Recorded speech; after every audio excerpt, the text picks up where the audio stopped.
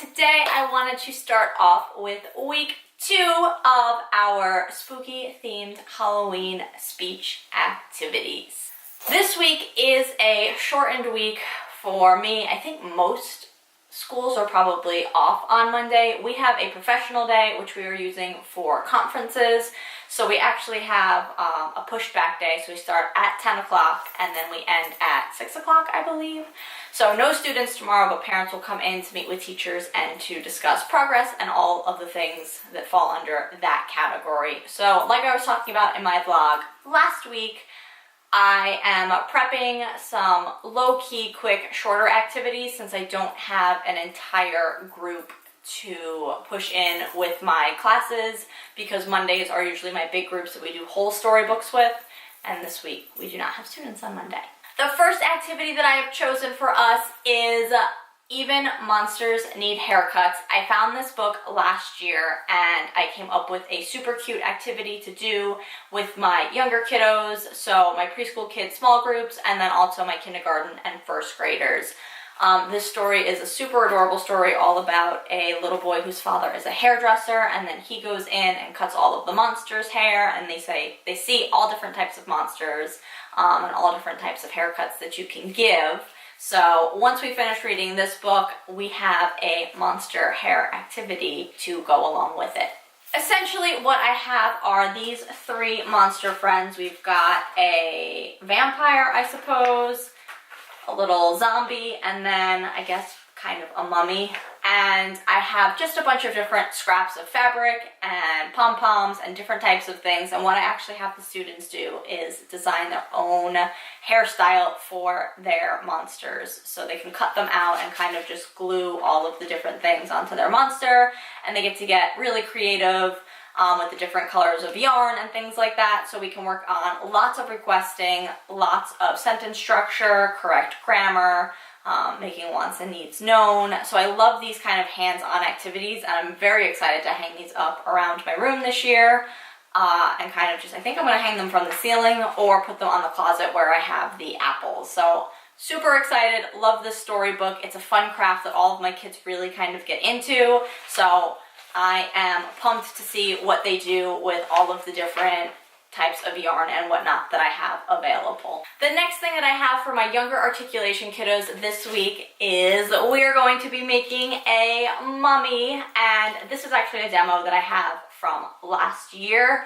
I had used paper towels, but I actually did find something better, and you just tear it up, and for every good speech sound they do, they get to glue it on their mummy, wrap it up in a bandage, and then they can put little googly eyes and draw a mouth on it.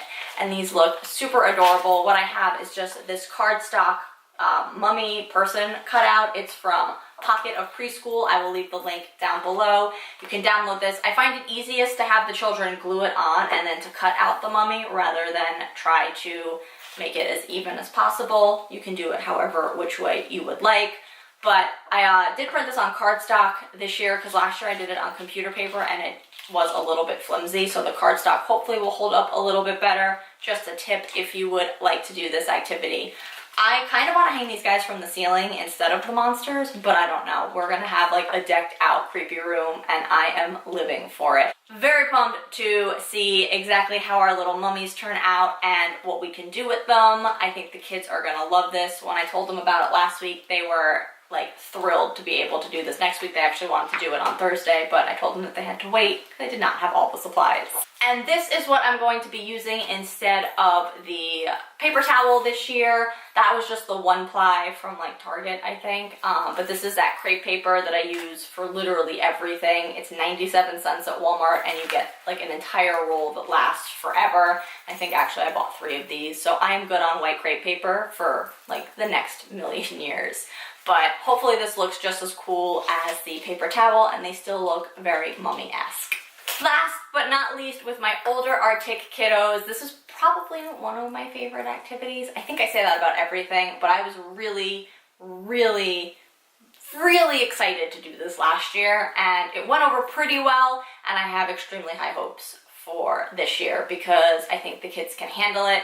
We are going to be doing our articulation spooky stories, and like I said, one of my all-time favorite activities. Essentially, the premise of this is that I have a bunch of different story starter cards, and I actually have highlighted all of the sounds that we're targeting. So this one's called The Crying Boy, and it is doing our blends. I actually have a little counter at the bottom, and that will tell you how many total sound chances they have within this story starter, and then you can just write down the number that they got correct. An easy way to kind of keep track of that. And then what you basically do is the story starts off and then they have to finish it. So it gives them enough trials in here that you can kind of get enough data, so just in case their story doesn't include any of their target sounds, you're not kind of left high and dry. But I love this because you also get that component of their narrative telling, and it's just a really cool idea to see, you know, where they take different stories. So I have a bunch for all different speech sounds. This I will actually have linked down below. It is in my TPT shop. And what I do is, last year I had a huge window, like the big bay windows if you remember, and I put a black tablecloth over it to block out the light, but some light still filtered in. So I was able to turn off the lights pretty much the entire day, and we just used this really bright flashlight from the dollar store, and they use this to kind of read it and to make that spooky setting. I'm not 100% sure how it's gonna work this year. I might try it with the lights off, but being that I have no windows, it will quite literally be probably pitch black. So not 100% sure if that's like kosher with all the kids. We'll check, we'll see. If anybody's not cool with that, we can leave the lights on, or I can turn one of my lights off. And we can still use the flashlight just for the aesthetic. But I am very excited to see how my kiddos handle it this year, especially my older kids, because they don't have as much difficulty reading as kids in the previous years have. So it'll be less struggling to get through the story starter and more me being able to kind of work with them on their oral narrative of how they continue the story. And actually, I'm also going to use this with my older language kids because they are doing a lot of that correct grammar and sentences. So I want to see how they are able to put together a story. They're working on word order, and I will be able to get a very good feel of how they are structuring their sentences as they are telling the rest of the story and making it up as they go along. So this actually hits two birds with one stone. It's made for articulation, but you can also definitely incorporate it into language groups depending on your language goals. That's everything that I have for this week in speech. Let me know in the comments down below what you guys have planned this week, any fun holiday activities as we officially roll into October, although it doesn't feel like it because it is currently like 93 degrees in this bedroom and I am dying. But I tried to get as festive as possible. We are just gonna like work our way to darker and darker shades of lipstick, and then the last week I'll probably just look like a full-blown witch, and I'm okay with that. Definitely give this video a thumbs up if you enjoyed it. Please subscribe to my channel if you want to see more videos like this weekly. Also, during the month of October, I am doing some vlogs that I am calling Speechtober, where I do my best to vlog as many days as possible based on the activities that I am doing in speech and posting them so you guys can have a closer to real-time reaction of how my things are going in my day-to-day life.